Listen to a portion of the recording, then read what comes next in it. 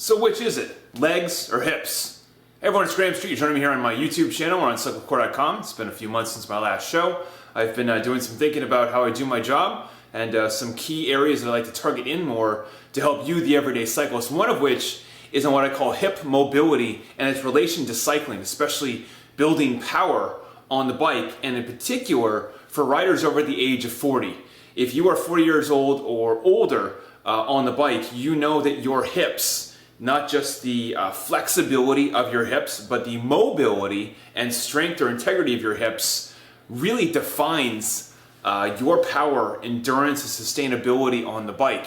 Your ability to get aerodynamic and low, your ability to climb stronger, your ability to produce higher wattage and power as you get older. You know, it's funny, many of us have a job detail that is basically seated at a desk for between 6 and sometimes 10 plus hours a day, travel in our cars, seated at our computer, basically things that are consistently suffocating and shortening all of the muscles in our hip girdle. And then we hop on the bike at 5 o'clock in the afternoon, which we've been really anxious for all day, and we wonder why there's no power there, why we feel so tight, why our muscles are not responding. Well, it's simple.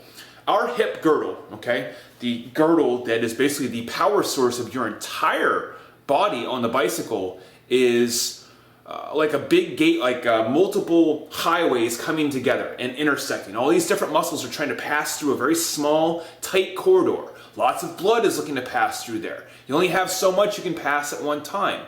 If those areas are immobile or weakened or suffocated on an ongoing basis, and you hop on the bike and you expect to be doing a threshold test or a hard workout or a group ride or a 5-hour endurance ride or a big, century, and you wonder why you're cramping, you're not getting what you want, it may be due to a lack of hip mobility.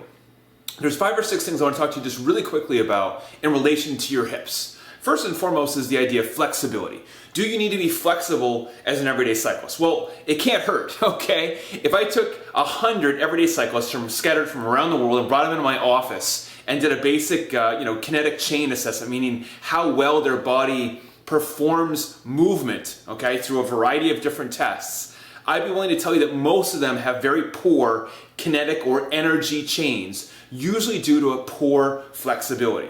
Most cyclists are not very well known for their great flexibility skills, mostly because we don't work on it a lot, and because we're on a bike doing a repetitive motion in the same direction, okay, the same sagittal plane over and over and over again, we create a lot of muscular imbalances. Those imbalances create tightness in specific areas, such as the hip flexor, the hamstring, the small of the back, areas that basically will tighten down and make the hip less mobile. The definition of mobility, by the way, is the ability to move freely and easily. In relation to cycling, I want you to think about that definition just real quick. The ability to move freely and easily. Does that benefit you on a bike going round and round and round and round, a couple 10,000 times plus on your pedal stroke? I would say yes, because every time that hip is meeting resistance or something that's slowing its rate of progress down, you are having to expend more energy to do that. So when it comes to things like flexibility, flexibility needs to be addressed. Yes. Do you need to be Gumby? No. Do you need to be some, athletic wonder machine like a gymnast and be able to touch your nose, through your knee? Not necessarily. But you do need to be addressing your flexibility through your hips, through your entire body, at least once or twice per week. We're going to talk about that more here in a second.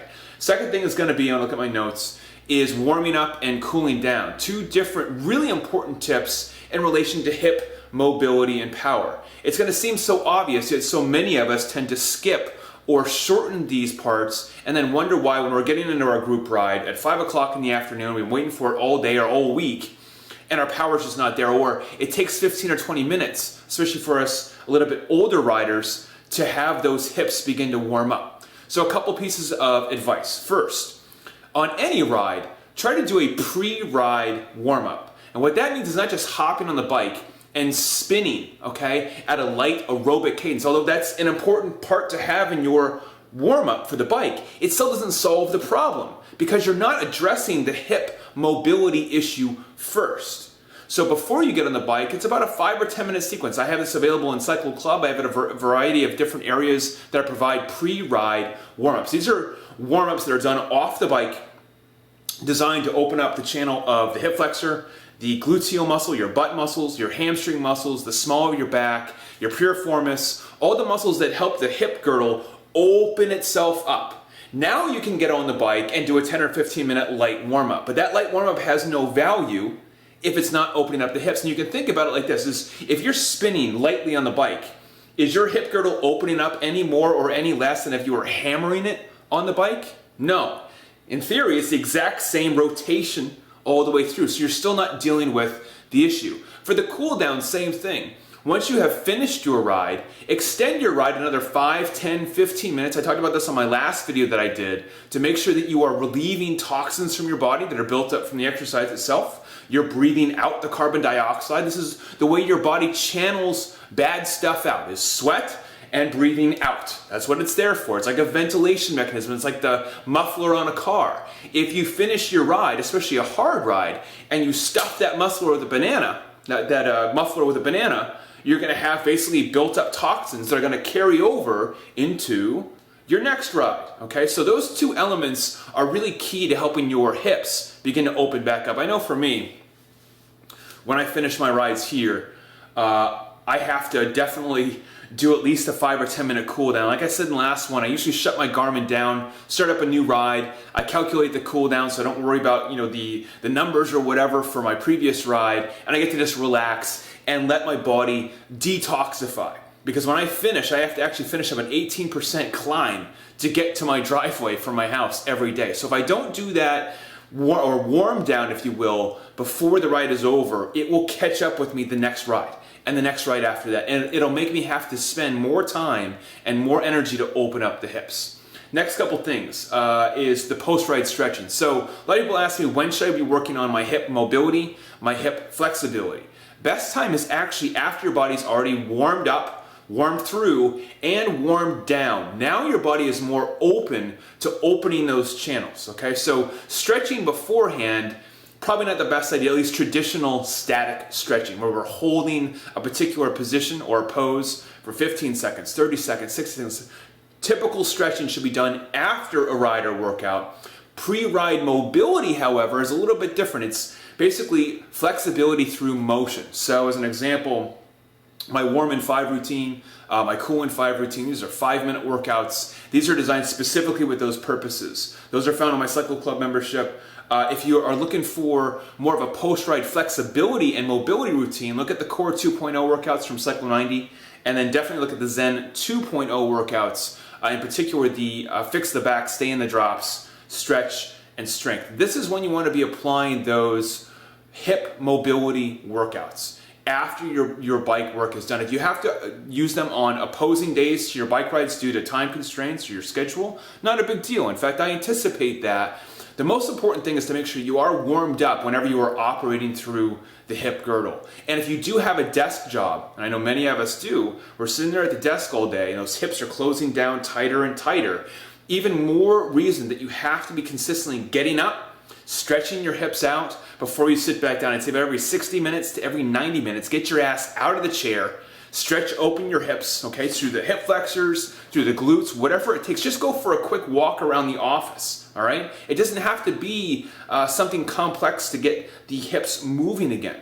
But once you get the oxygen back in there, they start to stay more mobile. And when you get back on the bike, there's a payback for that. When you look at a professional rider, a professional athlete, whether you know it or not, they are working on their hip girdle 24 hours a day. Everything for them is based from the sternum all the way down to the mid-thigh. That whole area has to be open, strong, and structured correctly. If it's not, I don't care how nice of a bike you have. I don't care what you've done for all your training. If that area is closed, you're going to have a limit on how much power and endurance and sustainability you have, especially for those of the riders that have struggled to get down and low in an aerodynamic position. So if you're a racer, you're a group rider, you want to do time trials, your success begins and ends in your hip girdle mobility. Just that simple. Last thing I want to go over is working with dynamic core strength. So core strength is what gives your hips the position point to generate power. So if I improve my hip mobility and I improve my overall body flexibility,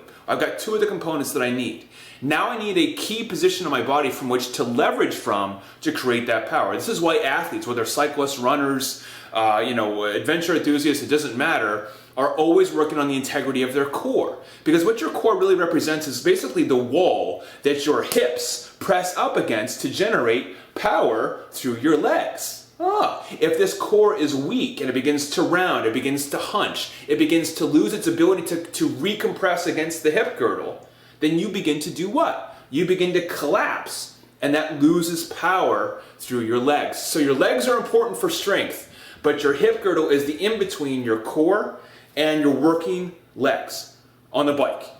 And if we're not working in that three-way direction, we're losing out. And a lot of people don't connect their hip girdle to their neck or their shoulders. You hear that song when you're a kid, the hip bone's connected to the leg bone's connected to the lower leg bone, and all that stuff. Why is that so important? Because these bones, these areas of leverage, are integral for the entire pedal stroke all the way around. There's not one position of the pedal stroke that doesn't require your hips to be open. If you're a cramper, someone that cramps a lot on the bike, even more reason why you have got to be consistently working on the hip integrity, the hip durability, the hip mobility, your overall core strength. All these things have to be done off the bike. The irony is, if you're one of these riders that's obsessed with miles or time on the bike, I get you. I understand. I'm an endurance rider myself. I like to be on the bike a lot.